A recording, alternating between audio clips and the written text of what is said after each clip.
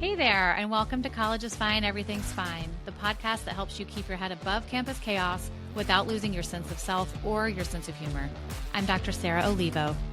And I'm Dr. Liz Seidler. We're clinical psychologists who help students navigate everything from friendship drama and academic pressure to figuring out who they are when nobody and everybody is watching. We take real stories from college life and turn them into simple, science-backed tips you can actually use. No fluff, just what works. Think of it as your mental health toolkit for thriving, not just surviving college life. All right, Sarah, you ready? Yep, I'm ready. Let's get into it. All right, listeners, I'm really excited today that we have a guest on who is really a long-term, ADHD expert, has personal and professional experience, and probably the best person we could have on to talk a lot about ADHD learning in college. And I would love for you to introduce yourself. Hi, thank you so much for having me. My name is Rae Jacobson. I'm the lead of Insight at understood.org, and I was a senior editor at the Child Mind Institute before that, and I have ADHD. Thank you, Rae, for being here. You're doing a lot of things, which I feel like was not in your entire introduction, but I want to tell listeners will be in our show notes. Right. I forgot to mention the podcast. I mean, you are a podcaster. Right. Also, I host Hyperfocus, the podcast on Understood, which is a journalistic approach to ADHD and learning. Right. Awesome. So we'll include that in the show notes. And I definitely think that if you want to kind of dive in and hear a lot of interviews with experts on ADHD topics, it's a great listen. Okay. So maybe you could just tell the listeners a little bit of a landscape of like how you got here. How did you end up like in the ADHD and like learning disability world? Like, what's your story? And why is it important to you? I came by it very genetically. I have ADHD and attentive type, and I have dyscalculia. And so I took a very kind of, I don't want to say typical path through school for people who have that type of brain, but there's a lot of failure, a lot of struggle, a lot of like, well, you're really smart. Like, why can't you just do better? And by the time I reached college, I was pretty demoralized. Like I didn't have an ADHD diagnosis yet. I was diagnosed at 21, which is young for a lot of women, but still considerably older than would have been helpful during my school career. Right. And so I went to college unprepared. I was so thrilled to get into college at all, and failed out after a year. And then I was home, I was working, freelancing and pretty miserable. And my mother, who also has ADHD, had gone to this tiny college in Vermont called Windham College, which closed down, I think, because everybody just smoked pot and did nothing else there, just a guess. She told me they allowed St. Bernards to live in the dorms, which sounds both wonderful and completely nuts. But after it closed down and a brief stint, I think maybe as a women's prison, it became Landmark College, which is an all LD. And when I say LD, I mean learning disability and ADHD college. And she convinced me to go look at it. And I was very resistant and I didn't really associate myself with that label and I wasn't sure what I would think. And I got there and it was life-changing immediately. I suddenly saw people like myself who seemed smart and interesting and had learning disabilities, and I'd never seen that before. And it fully and 100% changed my life. I know I sound like an ad for Landmark right now, but it was huge for me. And while I was there, they went through my testing with me and said, did you never really suspect you had ADHD? I said, oh, no, I have what was at the time called learning disability NOS, so not otherwise specified, which is, I think, code for girl with ADHD in the 1990s. And they went through it and I got a clear diagnosis and it launched me into a 20-year career because I thought, God, if people had known more, if I had known more, if there was more information about this, I would have had a very different path. And I want to note, I'm very lucky. I had the resources to do these things. I had a lot of backup from my family. I had a mom who was very much behind me, and that was huge. She herself had been through school with ADHD undiagnosed and struggled. So I was lucky, and I thought people shouldn't have to get lucky to get help.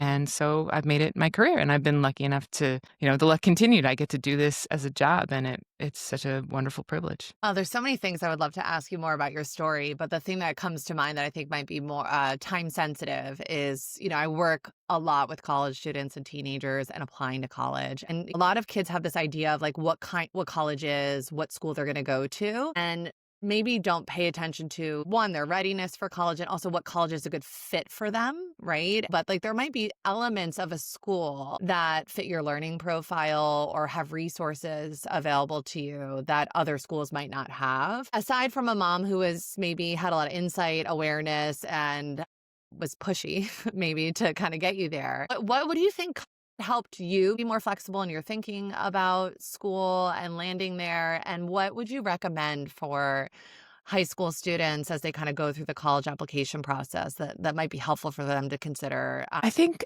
it's a really good question because I think you mentioned that, one of the things that was nice about Landmark was that it had this sort of the help for people who learn differently was baked in to everything. But I know a lot of people get that from colleges that just are smaller or more intimate or where you can get more personal attention or where, for example, you don't have to take the classes that held you back in school. Right. But I think that's kind of like jumping ahead almost. Part of it is really just sitting with yourself and saying, am I ready for this? And I think this is echoed for a lot of people. When I went to college, all I wanted was to not get left behind. I just didn't want to be the one that didn't go anywhere. And I think if I had had a different take on it, then thought like, well, there's a lot of things I could do, take a gap year, do something else, try a different type of school. That might have given me the flexibility I needed to do well from the get. But as it was, I just wanted to be quote unquote normal and do what my friends were doing. And I don't mean that in a like peer pressure sort of way, but it just the idea like I am the one of these things that is not like the others and that does not feel good. That's very powerful. And I think, we say like, oh, it's powerful for teenagers, but it's powerful for everybody. It's a real feeling.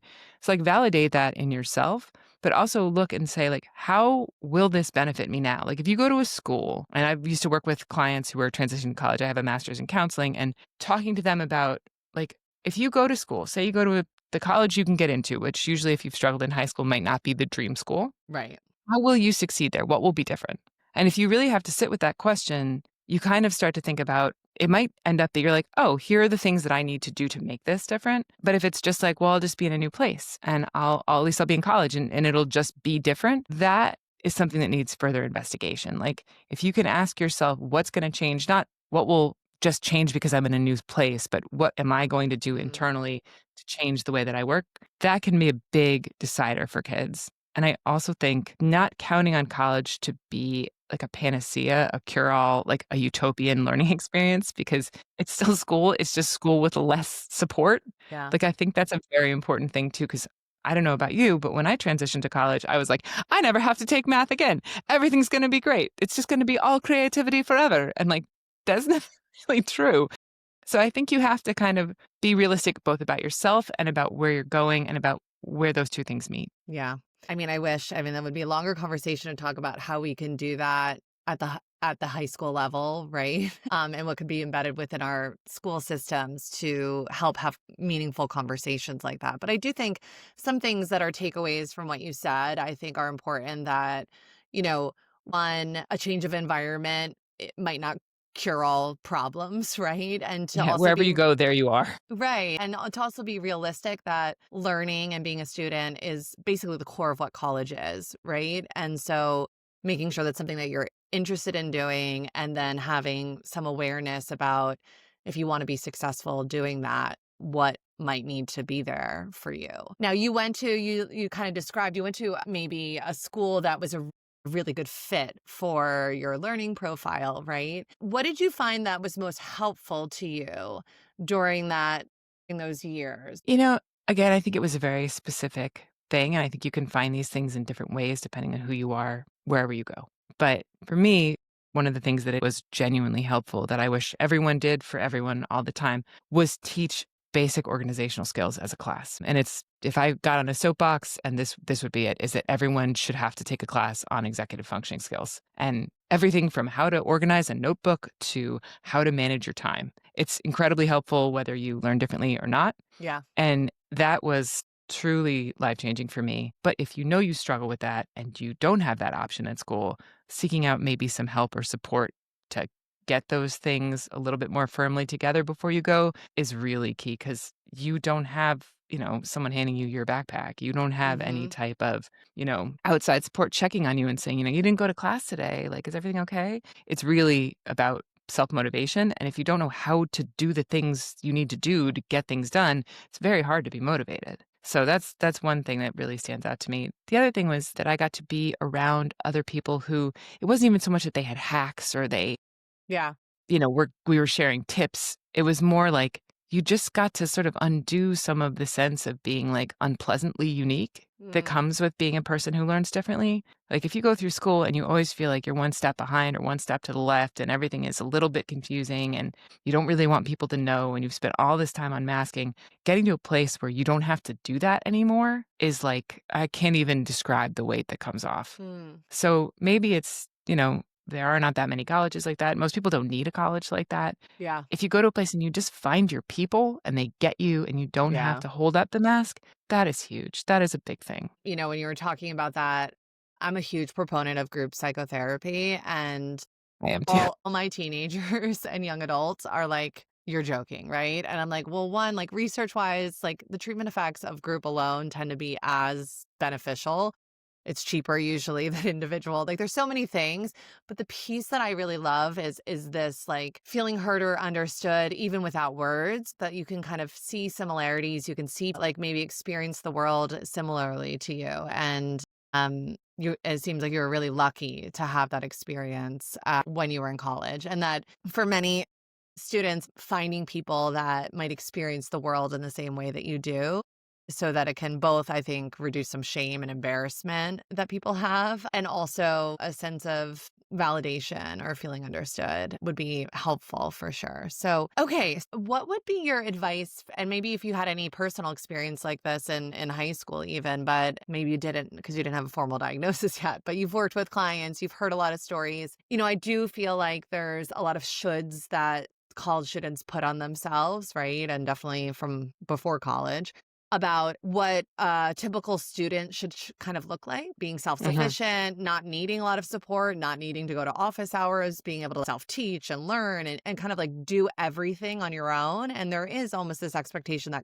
you are on your own, right? Like your parents aren't reminding you anymore, etc. But we know that like the college students that are successful actually do have a lot of social support emotionally and academically. So what would you say to a student that maybe have, a different learning profile that a typical student, or um, struggling and are struggling with these feelings of shame and embarrassment about reaching out for Mhm. help? I mean, it's tricky because it's so much about how you experience yourself. It's easy to just dispense advice and say, like, well, here's how you should handle it. Yeah. But Yeah. depending on where you are in your journey, that's going to look very different for different people. So I can give what is my best advice Yeah. for someone who is open to it, is ready for it. Right. And maybe if you're not in that place, it's something to work towards. But, one of the things, the easiest thing to me, honestly, is find a friend who helps you stay accountable. It doesn't have to be a teacher, a mentor. You don't have to go to disability services right away. We'll get to that later. But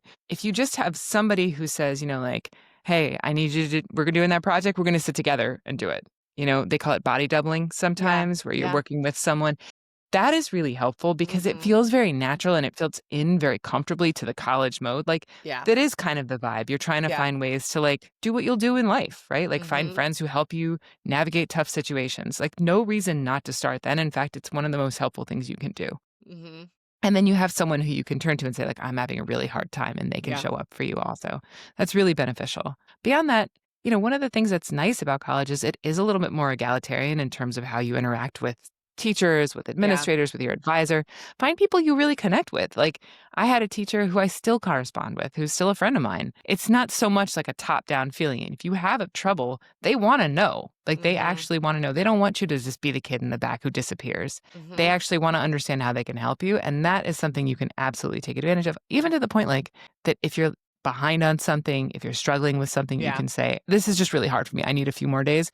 You're much more likely to have somebody who's receptive because you're talking to them like a person. Go to them, be yourself. You don't have to hide things. Be as open as you're able to be, and see where that takes you. I like two of those things you said. Like the first part, remind me of this conversation I was having with a college student who has ADHD and anxiety. They were getting really hard on themselves that they couldn't, complete tasks, procrastination, lack of motivation, they're lazy. Like the very, I think, common story that I hear, particularly for people who have anxiety and ADHD. And I was like self-disclosing. I was like, do you think I don't have ADHD or anxiety, but do you think I don't need accountability like from my environment? Like the amount Yeah. of times I say to my husband, I really need to write my notes tonight. Do not let me watch TV before I do my notes and send these emails. Like, so that it is, for some reason, it becomes like almost this like pathologized that you're like, like leaning on or Yeah. dependent or burdening other people when it really is something that understanding the context in which you're in and like what would help you kind of engage in behaviors more effectively. It's a really helpful tool, right? And to kind of, I think, challenge these beliefs that you're different because you need Mhm. this, right? It's more about being effective, and actually more people do it than I think a lot of individuals with ADHD realize, like myself. Absolutely. I mean, Right. and honestly, not to be like textbook about it, but to go back what you were saying about group therapy, Irving Yalom, one of my very favorite Yeah. therapists ever, like in the world, who came up with these tenets of group therapy, disconfirmation of uniqueness, like you are not Yeah. alone, you are not unusual. Right. This is like a lot of people struggle with this stuff. And one of the other ones is the ability to like impart knowledge and gain Mm-hmm. knowledge, right? So Mm-hmm. when you do that kind of stuff, it's not just you who's getting the help. You're actually offering that to someone else, because just because someone doesn't have ADHD or a learning difference doesn't mean they don't need someone to stay up with them and make sure that Right. paper gets done. It's really Right, right, important. right. The second point that I wanted to make was, and I feel like at this point this might be my soapbox in terms of like what I stand on, is the importance of utilizing professor relationships in college. That not only do I work with a lot of students that kind of leave college and they're like, I want to go to grad school, and they're like, I don't have a meaningful relationship with like a single professor. Or they think they're bothering their professors, right? That like kind of reminding yourself that like most professors go into working at a college because they want to help, right? And that aside from teaching, I mean, they're actually required to have office hours. And the point of those hours is not just to ask for help, like there are life skills, there are things like Yeah, their most knowledge, right? About what the life of a college student is like. So absolutely. I'm glad to hear, and I'm someone who similarly has contact with a lot of my undergrad professors still to this day.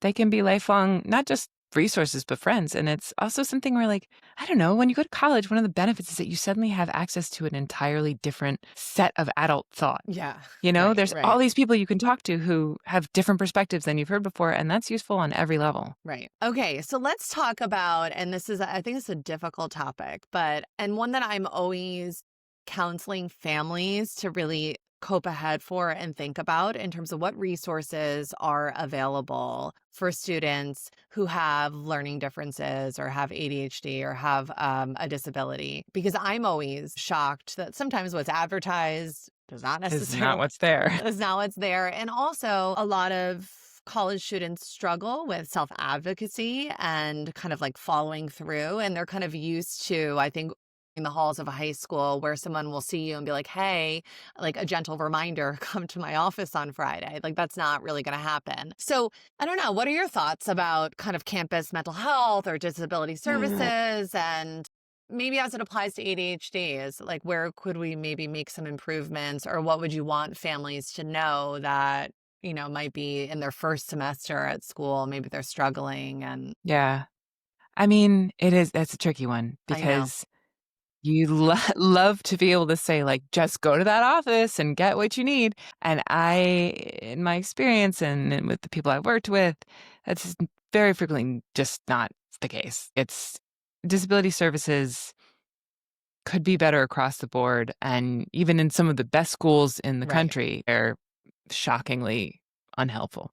That said, they do exist and they do have value, and there are things you could use them for, depending on who you are. But I think one of just the realities that I really like to bring up, because I think it's something that we sort of, if you're asking someone who's already having a hard time to do more, Mm, that is a big ask. Oh, you're struggling? Well, you should go to the disability services office. Just find right. that time Right. and then go Right. disclose and then navigate whatever bureaucracy they have. And You got it. That's all you need to do. That, I think, is far less realistic for most students than utilizing natural supports. Like we talked about your peers for bodily dubbing,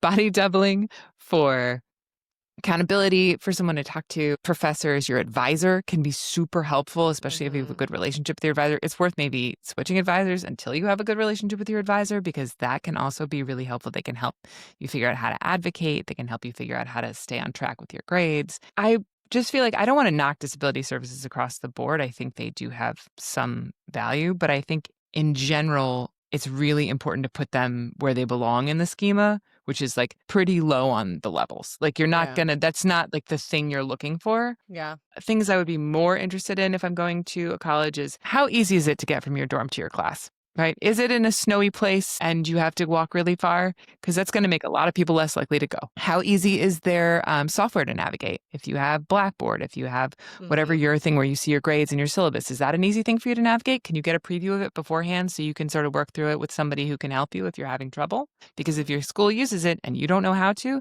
that's going to be a big setback. Right. Like there's these very specific things that I don't think we think about that make a bigger difference usually than even having, someone on campus you can talk to about your learning challenges. Right. It's really looking ahead and saying like, all right, what's hard for me and what does this school do to support it and where will my biggest challenges be?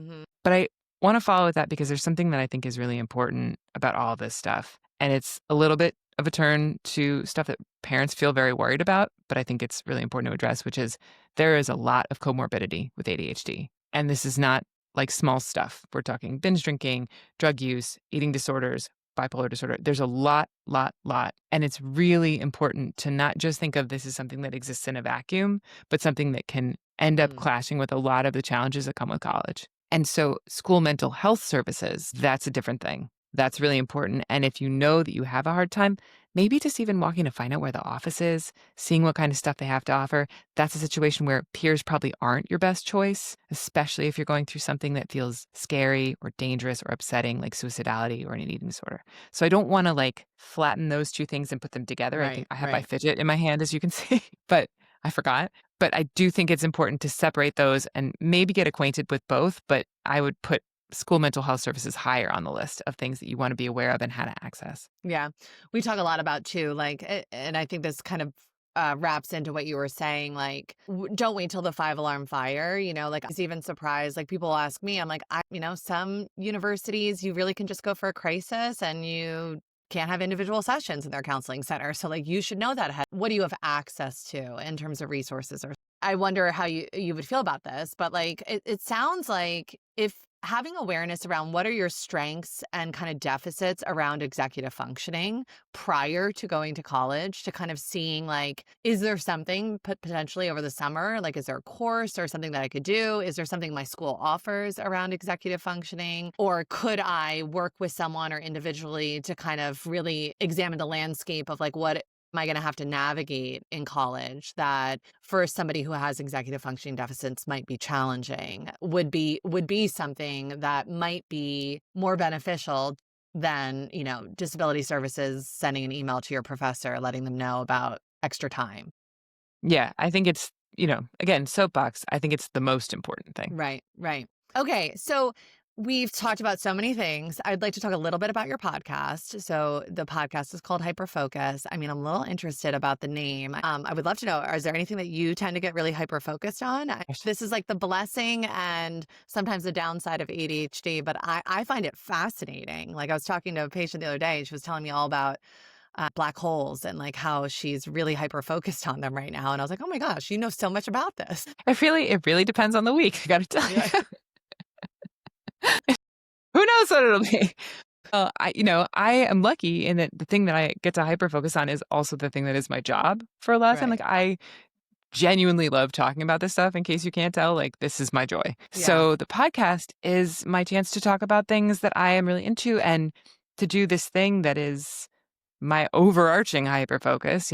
Black holes also cool. Don't get me wrong, but that is, I feel very strongly, very, very strongly that if you put good information into the world, that's a way of doing a service. And there's so many things that we're still learning about ADHD and learning and how it intersects with mental health and body changes and our lives and all this stuff. And it can be really hard, especially now. I mean, when I started doing this, nobody was talking about ADHD, especially no one was talking about ADHD in women. That was Yeah. like, you must be kidding kind of a thing. Like I would try to bring it up with people and they'd be like, And now it's a pretty big conversation, but not all the parts of it are true or good information, as is so often the case when things get kind of Yeah. like a little zeitgeisty.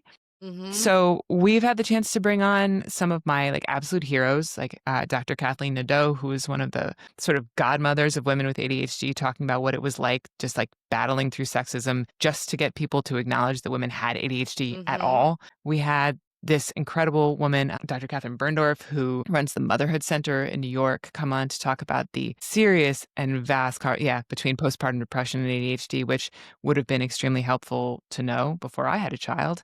There's a lot of stuff it's like a hyper focus in that it's granular and like fascinating, but Mhm. it's very quiet when it's in the larger conversation about all of these big, big topics. So Right. the show's been a wonderful opportunity to highlight these things that I'm like, I really want people to know this.